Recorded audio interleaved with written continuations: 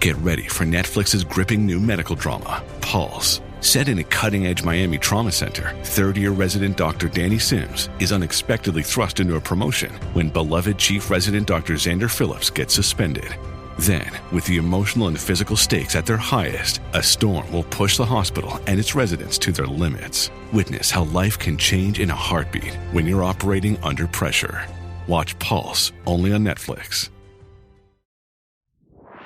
Well, I should welcome you to this one because this is introducing everyone to producer Liam. Liam is the producer for this podcast. This is obviously a big budget production. We've got a producer, but today we had Patient Zero out. So welcome to Coffee Break. Thank you so much for having me. I'm actually here every single time. Yeah, well, welcome back. What do we think of this week's episode with Dan Dick? Dan was fantastic. You know, this is not his first time, not his first rodeo, but you know, it's always an insight. What I like about him is he's got that perfect balance of being informative but also hilarious. It's true. He knows his movie references. He's good at making coffee. He's good at business, and he's, you know, good at being funny. Yeah. I mean, we opened up. I was surprised that he came from a Midwest background, you know. Midwest America. Yeah. I think we need to I want to kind of press him on that because he's seen both sides. Yeah. Salt Lake City is I only found out about its existence in 2010 because I follow the NBA. So the Utah Jazz, that's their only major league sporting team as I'm aware. Yeah, they don't have. That's the wrong person. Yeah. Yeah. I'm just going to confirm. Unless they have a hockey team. I think they might be getting an ice hockey team. But anyway. Yeah. So Salt Lake City, I had no idea as well. It was a good reminder. No, absolutely. It's just kind of, it's surprising that someone that's so, you know, Melbourne forward with coffee comes from kind of the complete opposite background, you know. Yeah, it's amazing. It's good. Yeah. Other things that I found interesting through the podcast is that he obviously is expanding his business in kind of a tough time. And that's what the episode was about. I mean, sometimes we lose focus of it during the episode because we just yak on so much. But I mean, I guess that was the essence of the whole thing. It's like, these economic cycles happen. As we said, you know, we're going through one now. There was the one in the 90s, the recession that Australia had to have. It was just interesting. I think he had some really interesting takes on it. He's like, I mean, I can sort of maneuver this. I can still create opportunities. And to be honest, a lot of people can still create opportunities. Some industries, unfortunately, going to experience downturns, and we are as well. But you can still compete. You can still grow. You can still do things. You can still be happy and content is kind of what coming into it I wanted people to come away with, but also be informed on what you can do better or what you can navigate and how you can kind of see things like, for example, the rent on commercial sites. It's like, all right, well, maybe we can take a bit of more, we can kind of be a bit more selective, you know, business people about doing that. And what are some of the risks you take? And one thing he said about, you know, when the landlord does the fit out for you, but then they charge, they obviously make money out of it. That's gold. I never even thought about that kind of combination or having that conversation or that's expected. Yeah. 100%. And I think just the topic alone is a little bit I don't want to say it's dry or you know, it's a bit headline. It's in the deep text of the newspaper for me, you know, cost of living. But I think the conversation is, I think it's good to have and that we push it forward, you know. It's like Dan said today, what did he say? It was a luxury. An affordable luxury. An affordable luxury. Yeah. You know, and that totally is it. But, you know, my kind of takeaway and the things that I started pondering about, you know, listening to you guys talk today on the pod was that, you know, it's even more important to have these things that bring people together, you know. Coffee being such a, you know, we talk about being an expensive kind of an affordable luxury, but, you know, the things that you get out of it, I think, are the community aspects. You know, you're going to a location, you're going to a thing, you get to share it with the people. And I think coming to harder times that those elements become even more pertinent, you know? Yeah. And one other thing while we got the bag here as well, I don't know that that coffee is from countries like Papua New Guinea or countries like Timor-Leste.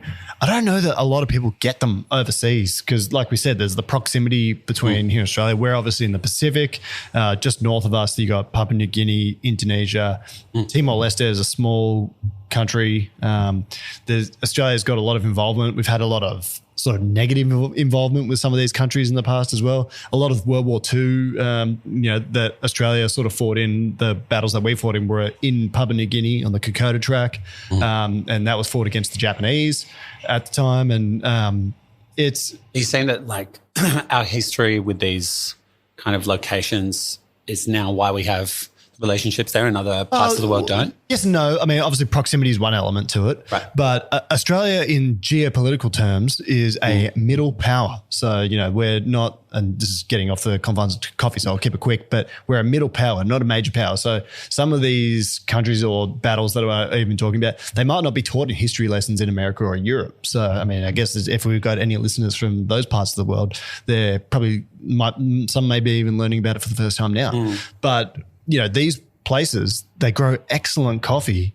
They've got wonderful cultures that probably don't get as much airtime as we should. And Australia's role politically relating to them is that right now we engage with them a lot. There's a lot of sort of funding. Australia is going to take climate refugees from certain countries that are affected by rising sea levels that are all in the Pacific, and some of them grow coffee. But anyway, back to the coffee stuff. What I'm getting from that is that we're spoiled once again with these incredible choices. Yeah. And these are affordable coffees, but it's something that, we enjoy here because of proximity. But I kind of hope that other parts of the world get to try them as well. I don't know if they do. I could be talking out of my ass here, but I mean, Dan, so we tasted, I was lucky enough to get I gave myself a little, you guys had 2 cappuccinos today with this born and raised Papua New Guinea blend, and it rocks. It's everything you're talking about. It's funky, it's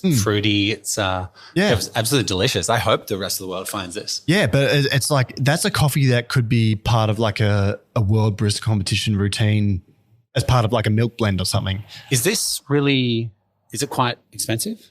Is this on the higher end? No. This is a very accessible, affordable bag of coffee. So, and it's every bit as elite as Colombian, Brazilian, absolutely, Bolivian. Like absolutely. It's specialty coffee. So, I mean, that's something I'll probably research after today. It's like, I didn't question myself on that before. I wonder if other people get to enjoy this coffee as much as we do in Australia. So it'll be interesting to see. Surely. I think if you bring the love to it, the rest of the people end up kind of, they fall in love with the culture that comes behind it. And I think that's like the biggest part of like, we talk about this every week on the pod, but the Melbourne kind of structure is spreading around the world from not just the coffee standpoint, it's like the service standpoint and like what menu items are and what your actual experience is in the cafes. And that's the same thing with coffees, like I think that's the beautiful part of this pod, right? It's just coffee. It's just coffee. Yeah. But it's interesting expanding that on an Asian standpoint because there's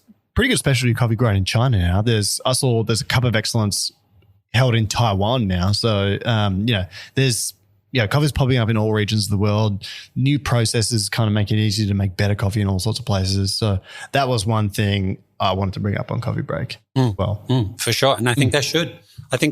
Like, like we said, we've got this coffee from Papua New Guinea, and it's like, if that's where it's coming from, I'm sure the competition of quality and what's going on over there is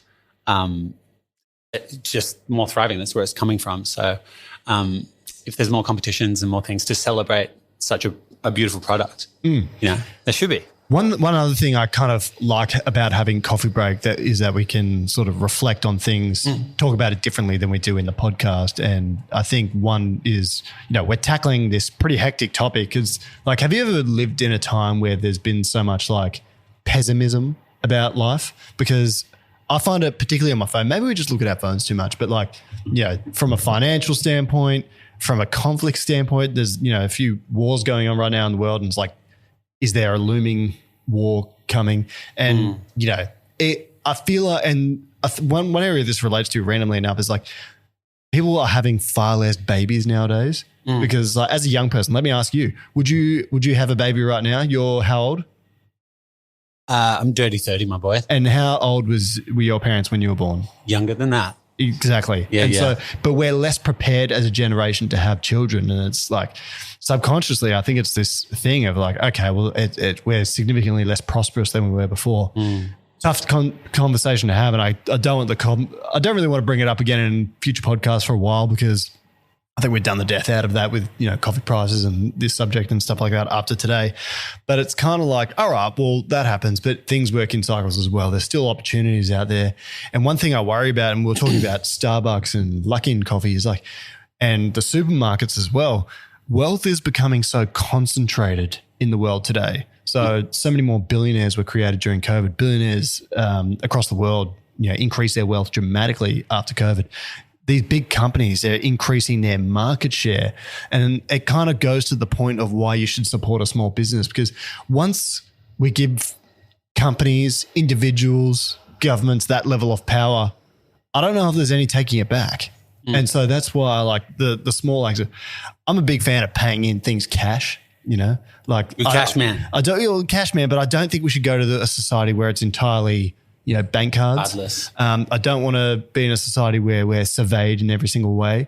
And I don't want to be in a society where I can only get a coffee from Starbucks, because once your purchasing power becomes more when you're a big company like that, you can squeeze the little man out. And that's why I kind of feel like having this podcast and, flogging the discussion is that we don't want to concentrate the wealth in the coffee industry. We want to spread it out, because you, the consumer, win. Absolutely. I think, we're here in Melbourne. We're known for that alleyway cuisine, these like pockets of gold that are just like absolute consistent. Like no matter what corner of the city you go, you can kind of find this collection of like different cultures and experiences. And that's what we're built on. And I think, like we said, I think that will forever spread. And I think, as long as we just keep talking about the little guy, And we, you and me, are in a very fortunate position. Like, we get to do what we like. We're very privileged, actually. We get to do what we like. We're safe. We get to, at a coffee shop now, and that's also just an absolute privilege. And it could all be taken away so quickly. And a lot of people aren't as fortunate to be able to do those sorts of things. So I acknowledge that. But then that could be people in developing countries. That could also be people that live in this country. But as I spoke about, there's a lot of people that work in sort of office jobs that don't like their job.